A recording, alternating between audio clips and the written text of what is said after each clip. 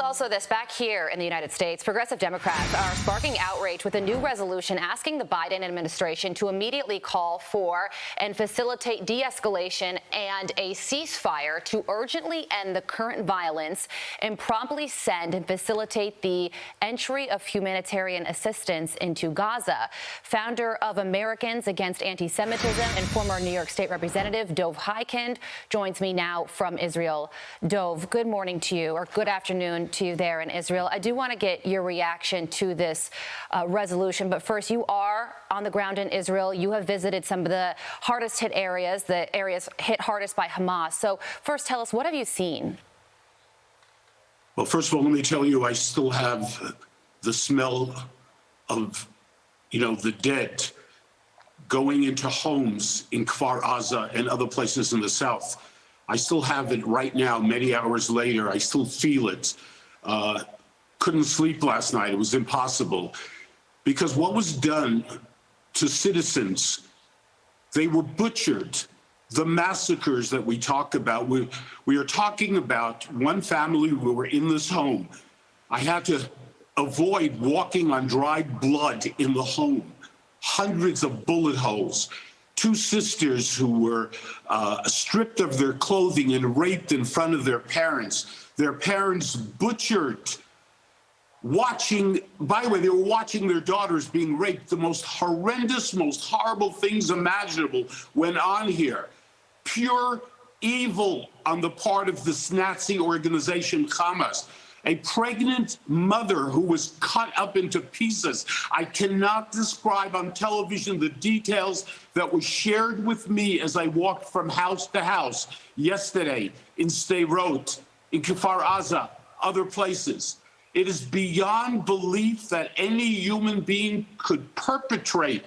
We're not talking about people just being shot. Okay, let's move on. We're talking about the butchering of innocent men, women, and children. In one case, 30 children being burned in a house to death. The only way you deal with it, these radicals in the Congress, they're sick, they're pathetic. If their mothers, sisters would have been massacred, butchered, raped, the way innocent Jews were raped and butchered, they would have a different position than calling for a ceasefire. They are sick, sick, sick people in the Democratic Party. I don't even know what to say. I mean, it is so horrible. A ceasefire so we can go back to the same situation. We're up to 1,400 dead people, way over 1,000 of them being civilians. What country in the world would permit this? Yeah, and as you were witnessing the aftermath of those horrors, Dov, there was a protest at the White House. Some of the people eventually ended up being arrested. They were chanting, "Stop genocide in Gaza." And of course, there's this resolution to urge the Biden administration to push for a ceasefire. So if these people who are chanting "Stop genocide in Gaza" and those who want a ceasefire to occur were to make their case to you, what would your response be to them?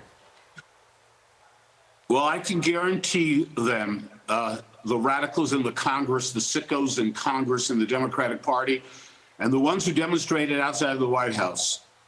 If you were here with me yesterday when I visited these communities, and we went through the homes and what was done to people, maybe they'd have a different position or maybe they wouldn't care. But I can guarantee you one thing, guarantee right now, there will be no ceasefire, and I will guarantee you right now that Hamas will cease to exist in due time.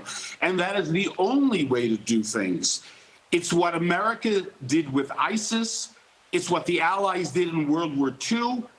And this, again, I can't call them animals in Hamas. It's not fair to the animals. This is beyond anything that humans would be capable of doing. I mean, a pregnant woman who was cut up. Again, I can't tell you the details, but I got the details. This is not humanity.